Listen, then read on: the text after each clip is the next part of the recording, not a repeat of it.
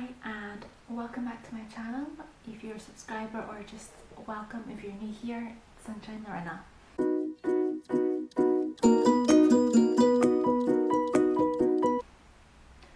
So today is going to be my February wrap up.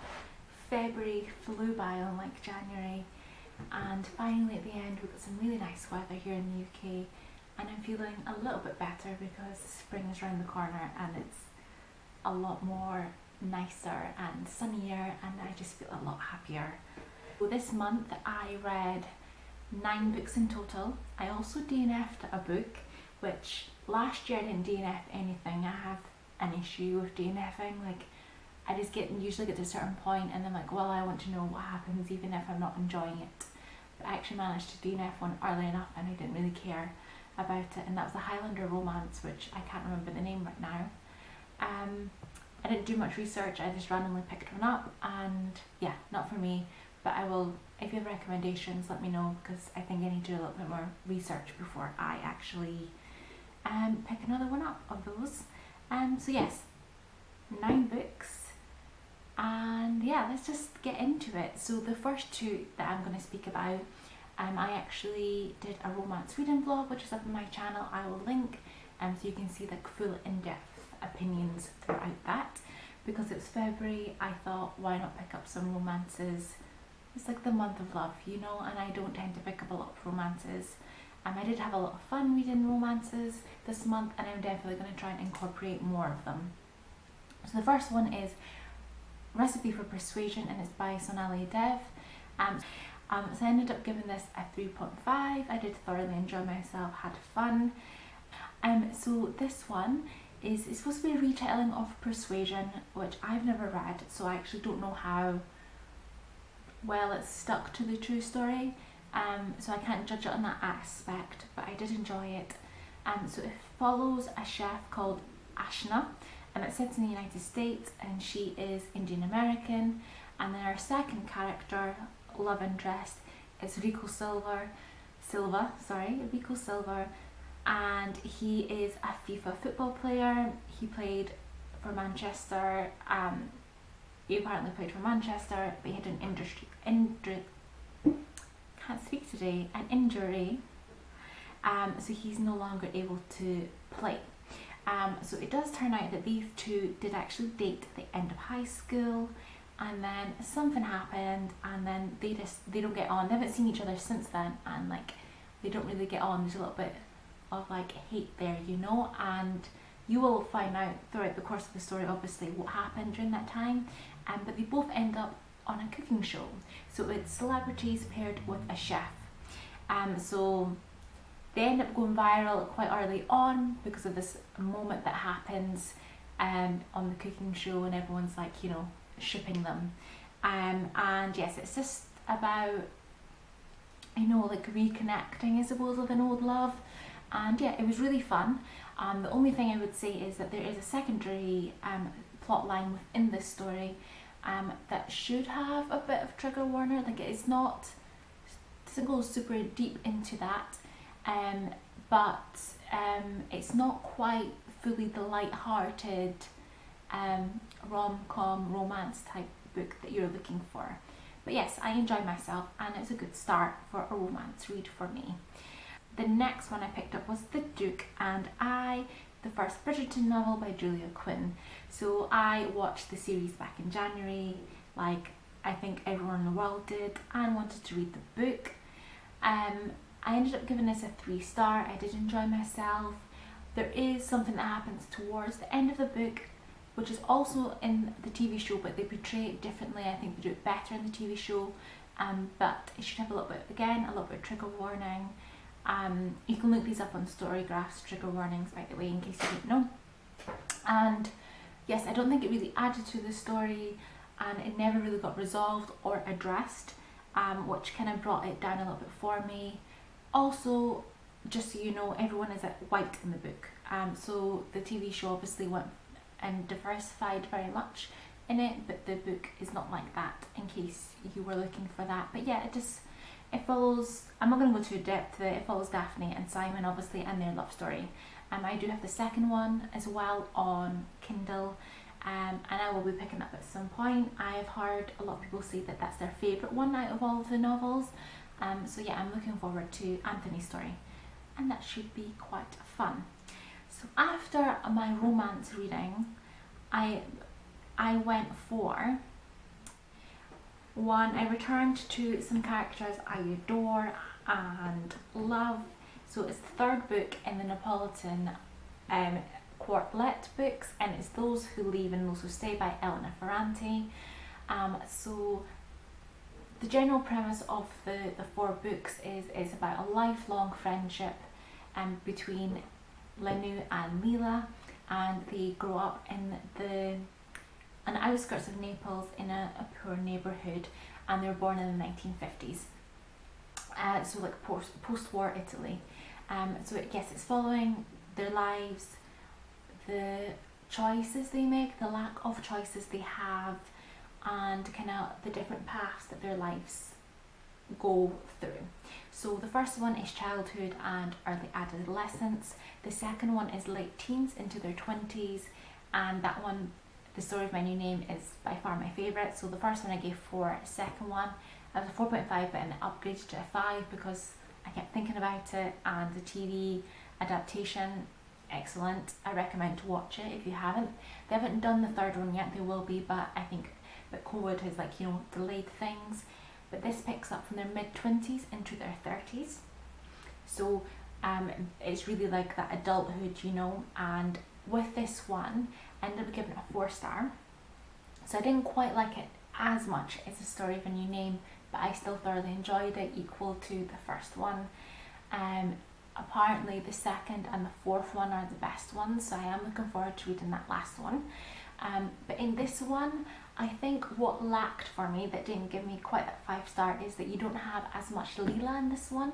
It does focus more on Lenu and her actually growing outside of their friendship, because you don't actually see too much. There's interactions obviously between them and their friendship, but for a lot of it you have that growth of Lenu, whereas I feel in the second one it was a lot about Lila and her growth. But for me, I think Lila is my favourite out of the 2. She's just the more interesting character. But yes, I really enjoyed it, and yeah, I can't wait to read the 4th one, but I also don't want to read it because then it'll be over. But yes, if you haven't picked up any of these, I highly recommend it. It is literary fiction, which I know not everyone reads, but I really enjoy it. And there's some surprising things that happen in here, which is also another reason why I can't wait to read the 4th one to see how it works out. So that should be fun. And then after that one, I read a thriller. Again, switched up with my genre. I read actually quite a lot of different genres this month, and I read The Lucky Ones by Mark Edwards. I picked up a book by him, The House Guest, back in summer, which I thought was incredible. I really enjoyed it, so I wanted to pick up another one. He's written loads of them if you haven't read anything by him. So this one I ended up giving a 3.5. So I think The House Guest was it's super surprising. Like, you'll never guess what happens in that one, and I recommend you read it. This is also fun, except this one follows, it's like a detective thriller.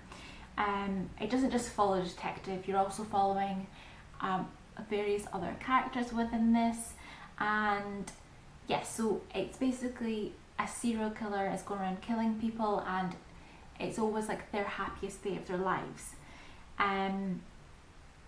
So I mean, the first murder is when they kind of realise, okay, this is a serial killer, and they always seem to die in a state of bliss, and they always have like a smile on their face, which means the person obviously holds their mouth for I don't know how long while they're dead to kind of get that stuck in place, which is extremely creepy if you ask me.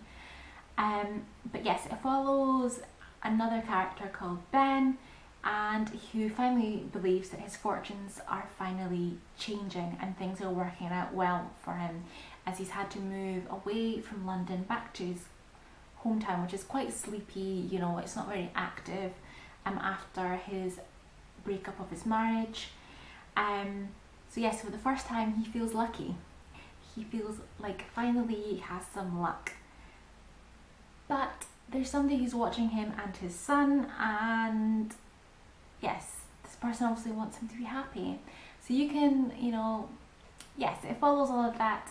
It was a fun thriller, like I said. It was a little bit different from the ones I have been reading recently. I feel like No Exit has really set the bar for thrillers for me this year, and I'm probably going to find it really hard to find something that's going to equal that. But I will try because I'm enjoying getting back into my thrillers. So yeah, that was 3.5 stars if I didn't mention already. I then read Verity by Colleen Hoover.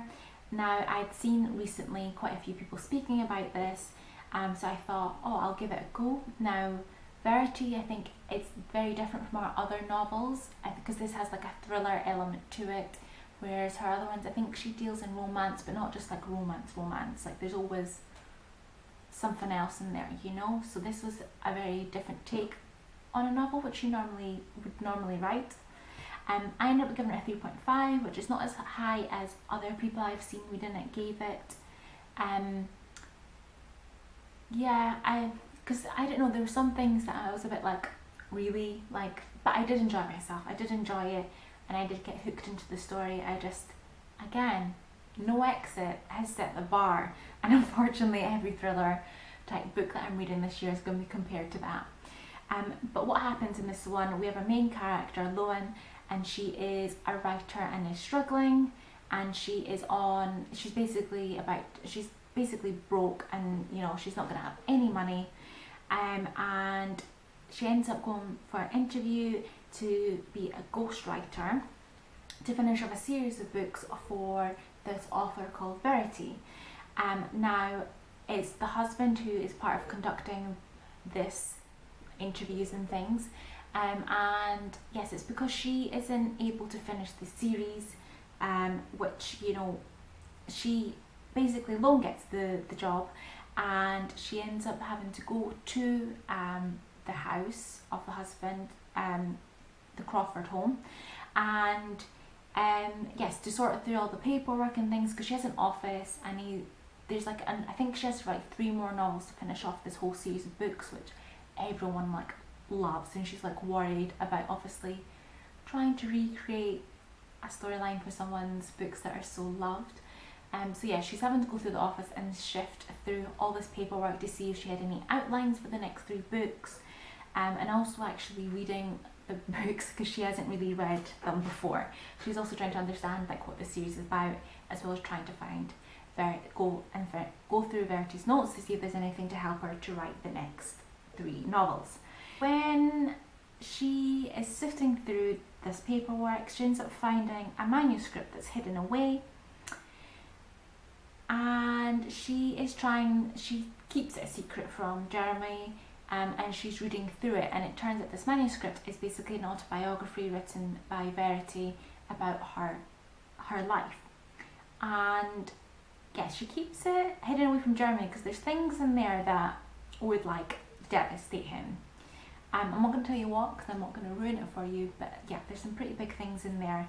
But the longer as Loan's staying there, a relationship develops between her and Jeremy, and she is obviously struggling with if she should give the manuscript to him to read or not. This is a romantic thriller. I liked it, but like I said, not quite as much. And yes, the thing is, within the house, his wife is injured, and she's living there, and she gets taken care by a nurse during the day. So the wife is still there, obviously, while there's something developing between the two of them, but also there is some very strange things that are happening as well. And I'm not going to say anything more because I don't want to ruin it for you, but yes, I do recommend it. Like I said, I give it a 3.5. Yes, and I got this on Kindle Unlimited in the UK. I don't know about other countries, so if you have a subscription to that, you can get it on there and read it for free. Well, not for free, you have to pay the subscription. Then I read another romance book, like I said, February, the month of love, and that was A Taste of Sage, and it's by Yafa Santos. Now this is, again, it's a romance story set around chefs. This time they're both chefs. And actually, I've come to realise I quite like this kind of sub-genre of romances being set around kind of food and chefs. It's quite fun. So like I said, in this case, they are both chefs, and it follows Lumi, and she has a special gift that she can, when she eats food cooked by someone else, when she tastes food cooked by someone else, she knows what they were feeling when they cooked that food. There we go, got the sentence out. So it's a very unique talent that she has, but also she doesn't always like eating food by other people, because you never know what you're going to taste, because you don't know what have they felt. If they were angry, like, it might come across like horrible, you know. And at the beginning of this, she has her own little restaurant that serves like Dominican cuisine, and she does like fusion foods. And yes, what the fun thing is throughout this, you get like little recipes as well, which is really fun. I thought, and it was unique to have that in the book. However, her restaurant fails and she has to close, so she also has to then get a job as a chef. And she ends up getting a job at this traditional French, like super fancy restaurant in like Manhattan or something, I can't remember, which is run by Julian Dix, who is a well-known, celebrated chef. They did have a meeting before she had got this job. They had a chance encounter where she was catering for a wedding, and he didn't like her food, and yes, he didn't know she was a chef, and he said some things, so she doesn't like him, but she ends up getting a job at his restaurant and having to work for him. And yeah, so there's something that builds between them, but there is also an unfortunate incident that happens after tasting something that he has cooked. And I don't want to say more than that because I don't want to reveal too much, but I did thoroughly enjoy it. Like I said, it's fun. I like the fact that there was recipes throughout this. I listened to this on audiobook from Scribd, which, if you don't have a subscription, this isn't an advert, by the way, not sponsored or anything, but I will put a link below that you can get 2 months free. So yeah, I'll link that down below. But yes, I thought it was really fun, and I like the fact that the chapters, I think you've got more Lumi chapters than anything, but it was narrated by a woman for her, and there was the Julian chapters were narrated by a man. I'm struggling to speak today, which I thought was really fun, having like 2 different people reading it and that interaction. So that was really great. I then read one of the weirdest books I have ever read in my life. It is generally one of the weirdest books I've read in my life, and I don't know if I'll ever read anything quite as weird. And that is Bunny by Mona Awad. I'm not too sure how you pronounce her surname. And I can't tell you what this book is actually about.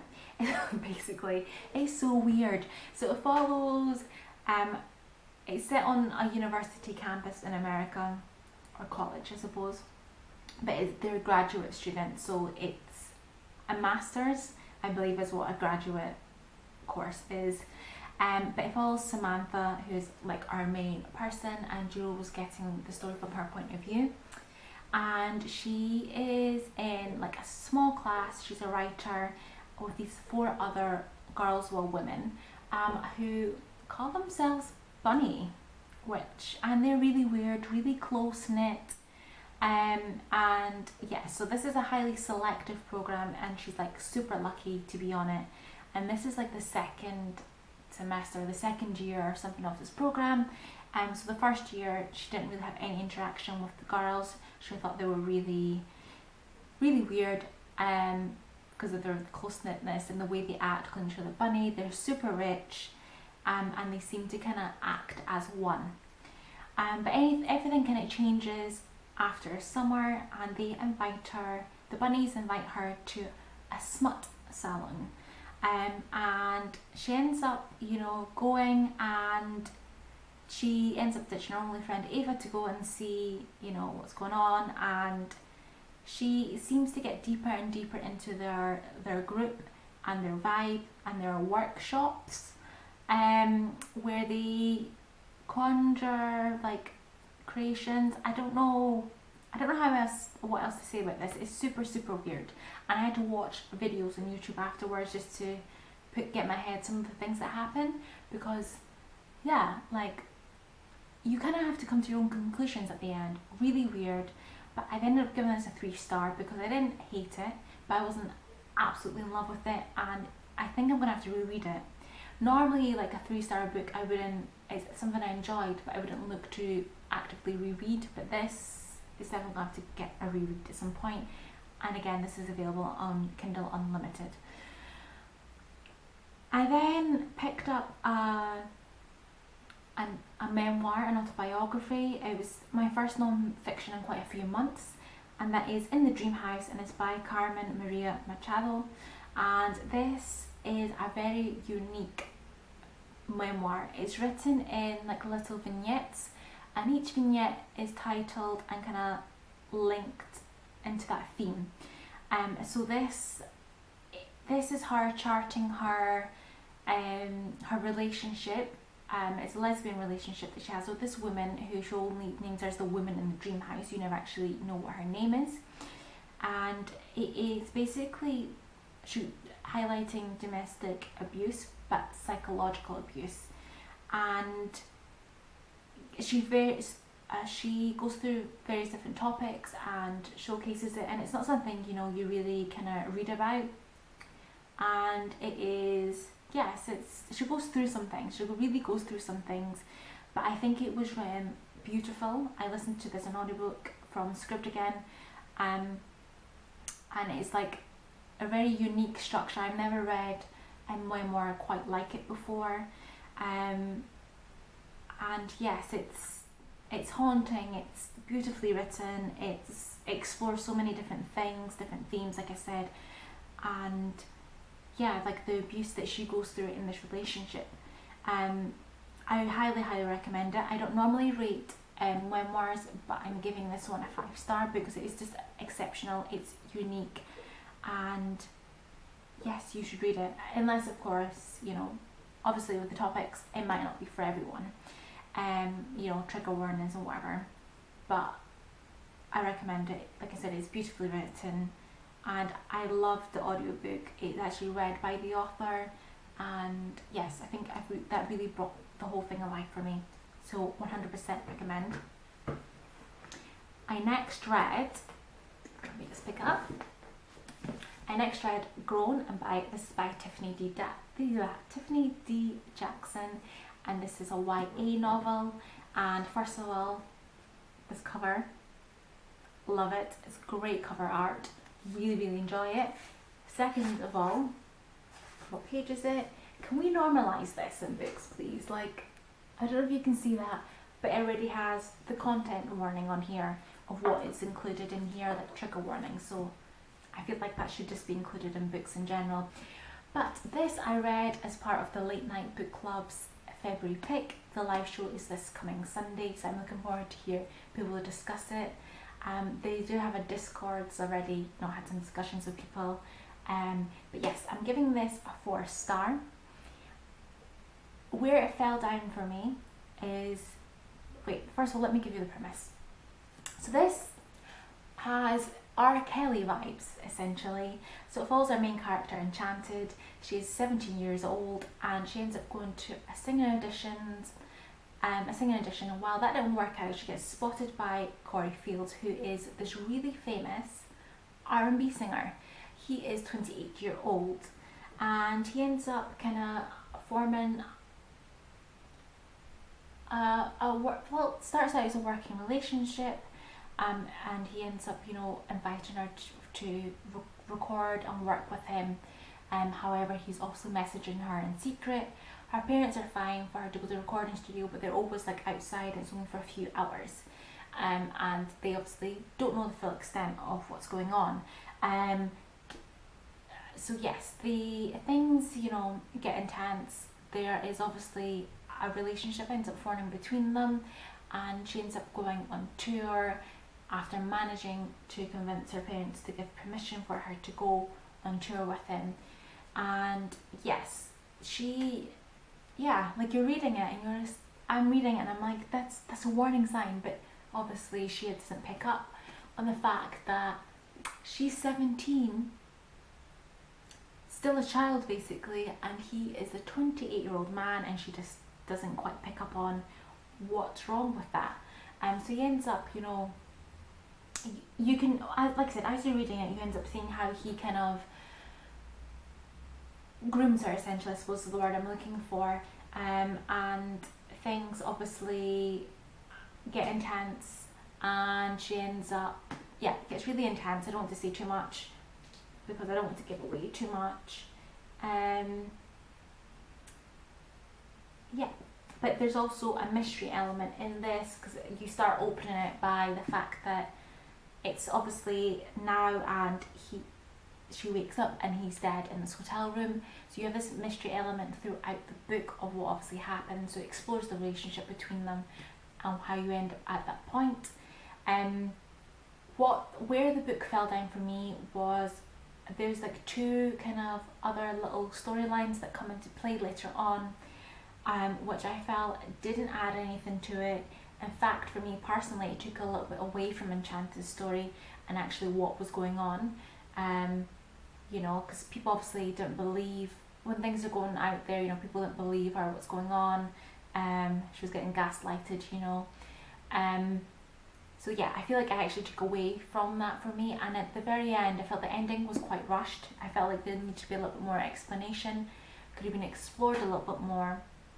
However, overall, I think it's really great, and I do think it's good to kind of explore this in a YA novel, so that younger girls can maybe they can read about these things and maybe can spot signs of things that isn't right and shouldn't be going on. So I think it was a really great topic to have, and I did really enjoy it, and I am looking forward to that live show.